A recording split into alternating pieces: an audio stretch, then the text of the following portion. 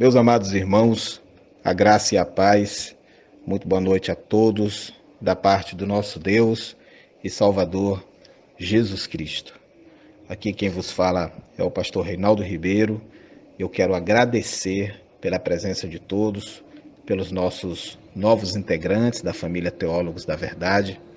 Quero, inclusive, aqui logo no início da nossa fala, estar franqueando a oportunidade para todos os irmãos que nos escutam pelas mais diferentes plataformas nesse presente momento, aqueles que tiverem o desejo no coração de unir-se ao Grupo Teólogos da Verdade, basta enviar um e-mail para nós e nós estaremos com todo prazer e satisfação adicionando os amados aqui no grupo. Em nossos vídeos, lá no canal do YouTube, os irmãos encontrarão na descrição o nosso e-mail e poderão assim estar conosco somando aqui nesse ministério.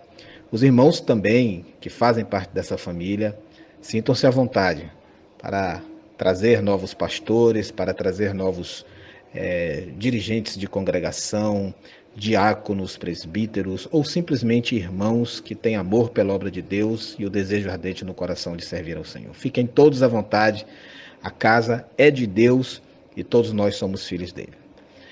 Meus irmãos queridos, hoje nós estamos discutindo a polêmica sobre em nome de quem deve ser realizado o batismo. E eu escutei muita coisa interessante hoje, li muita coisa interessante aqui da parte dos irmãos, aprendi muito e agradeço a Deus por essa oportunidade.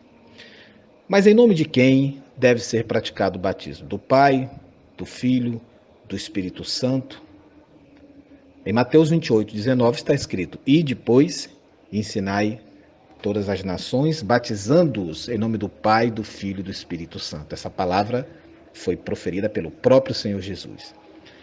Já em Atos capítulo 2:38 está escrito: "Então disse-lhes Pedro: arrependei-vos e cada um seja batizado em nome de Jesus Cristo." Atos 8:16 está escrito: "Eles foram batizados em nome do Senhor Jesus." Atos 10:48 está escrito: "E ordenou que fossem batizados em nome do Senhor." Atos 19:5 está escrito: "Quando ouviram isso, eles foram batizados em nome do Senhor Jesus." Se Jesus disse, meus irmãos, que o batismo deveria ser realizado em nome do Pai, do Filho e do Espírito Santo, como está lá em Mateus 28:19, por que os apóstolos batizavam em nome de Jesus, como a gente acabou de ler nas referências de Atos? Antes de nós estudarmos o que o Novo Testamento fala acerca do batismo, é necessário entender o que significa essa expressão, um nome, para os primeiros cristãos.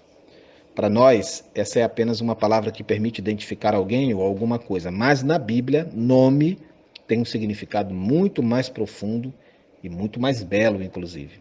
Ele representa todas as qualidades de alguém, o seu verdadeiro caráter, tudo aquilo que a pessoa realmente é. Há muitas referências bíblicas que comprovam isso. Gênesis 11:3, Êxodo 5:23, Número 26:53, 1 Samuel 17:45, 1 Reis 21:8, Isaías 56:5, Marcos 6:14, Atos 1:15, Filipenses 2:9, Apocalipse 3:1, etc. E considerando, irmãos, que a significação do nome tem uma importância profunda nas Escrituras, é mister que nós aqui façamos uma avaliação sobre o que significa essa expressão em nome de Jesus. É muito comum no Novo Testamento essa expressão, em nome de Jesus.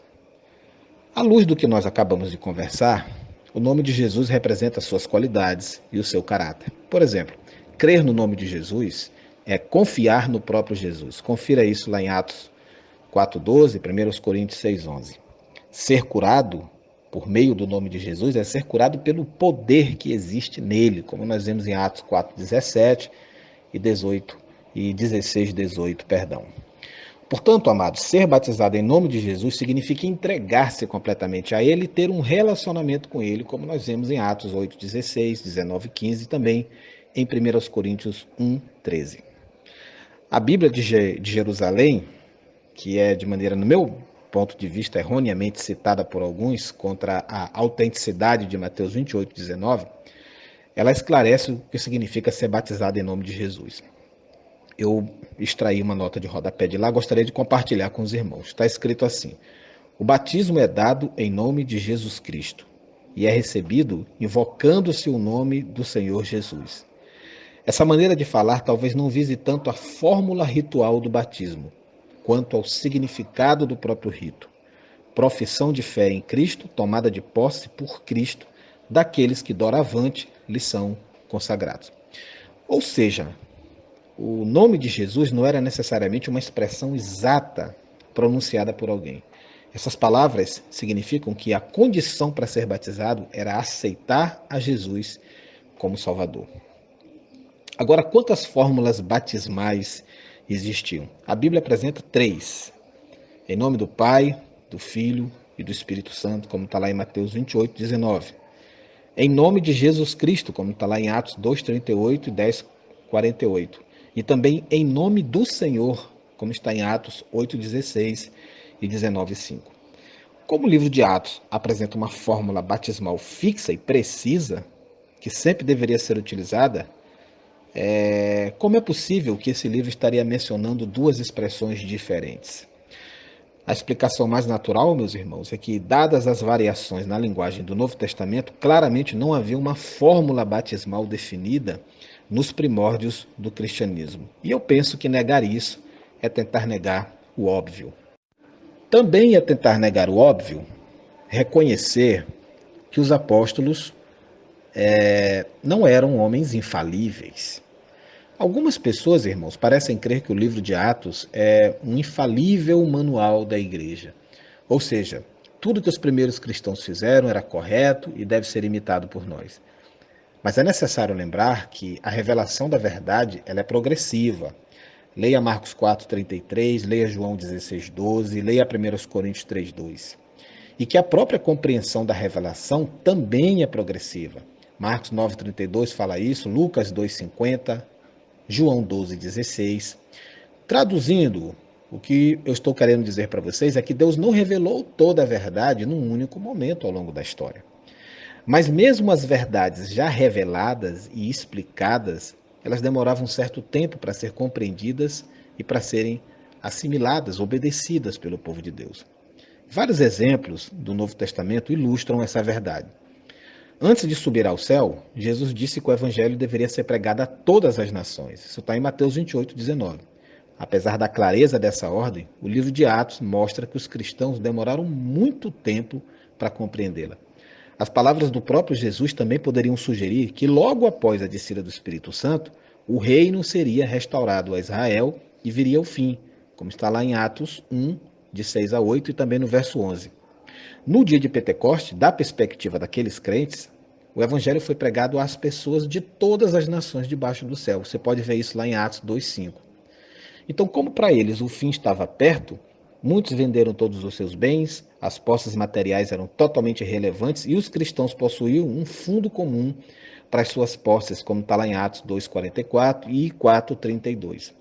Essa atitude precipitada, irmãos, levou a igreja na Judéia a severas dificuldades financeiras. Você pode conferir isso em Romanos 15, de 25 a 28, em 1 Coríntios 16, de 1 a 4 e em 2 Coríntios 8 e 9. Um outro exemplo é a discussão sobre quais grupos de pessoas constituíam a igreja. Vários anos depois da morte de Cristo, os cristãos ainda criam que apenas os judeus eram o povo de Deus. Os próprios líderes em Jerusalém pensavam que apenas os judeus poderiam ser salvos. Isso está lá em Atos. Tanto o capítulo 11 como o capítulo 12 narram isso. E muito tempo passou antes que a oportunidade da salvação fosse compreendida e estendida e ofertada também aos não-judeus. Atos 14, 27 nos mostra isso. Mesmo depois, os cristãos pensavam que uma pessoa deveria praticar todos os rituais judaicos para seguir a Cristo. É o que a gente vê no capítulo 15 de Atos, é o que a gente vê em todo o capítulo 2 de Gálatas também.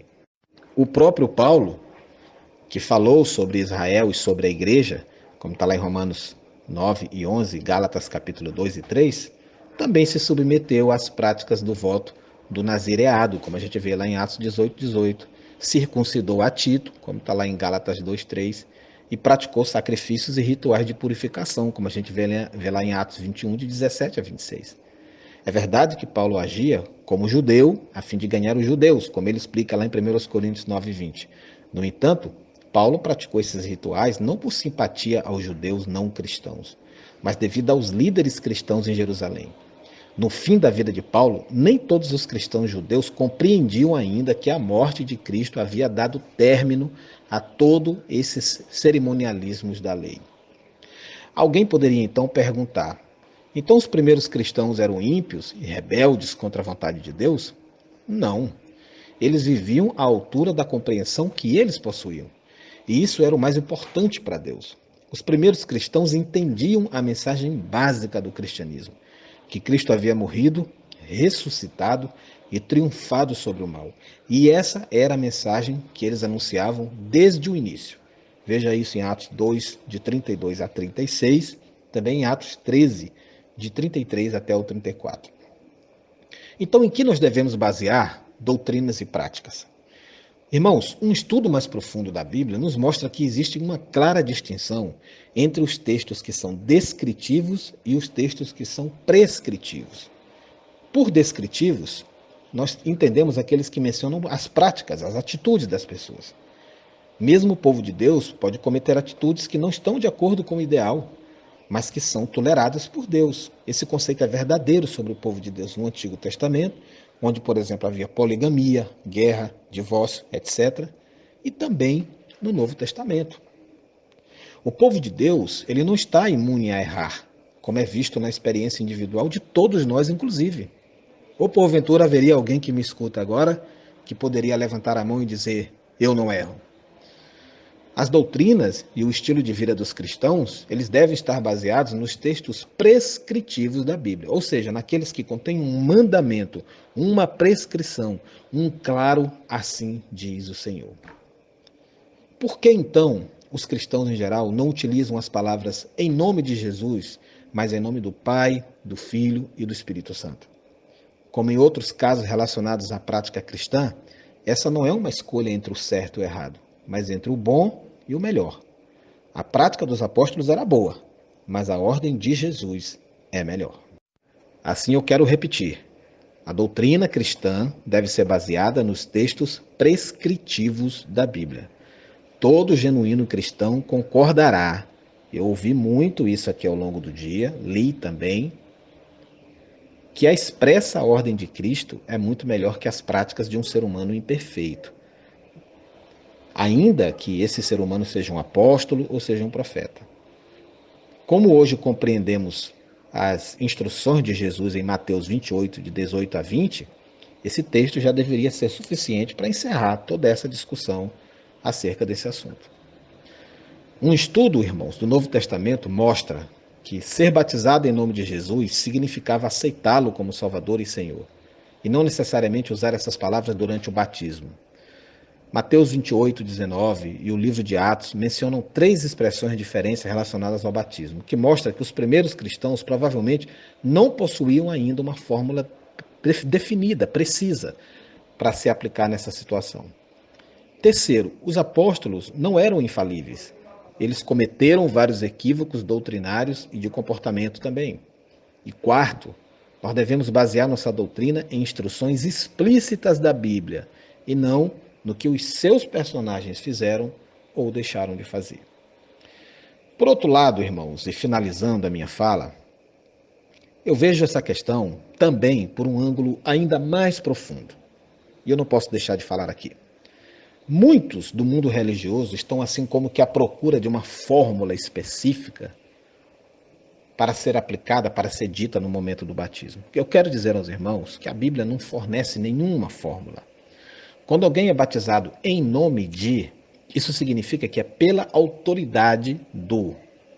O batismo em nome de Jesus é o batismo como o mesmo batismo em nome do Pai, como em nome do Filho, como em nome do Espírito Santo. Em ambos os casos, a autoridade é de Deus. Assim eu lhes pergunto, em nome de Jesus ou em nome da Trindade, existe alguma diferença real? Se você chamar Chico de Francisco, porventura não estará falando da mesma pessoa? Não há nenhuma contradição, meus amados. Não há nenhum conflito. Assim, eu prefiro batizar em nome da Trindade, como Jesus diretamente ensinou. mas eu não condeno e não vejo problema algum em quem o faz em nome de Jesus.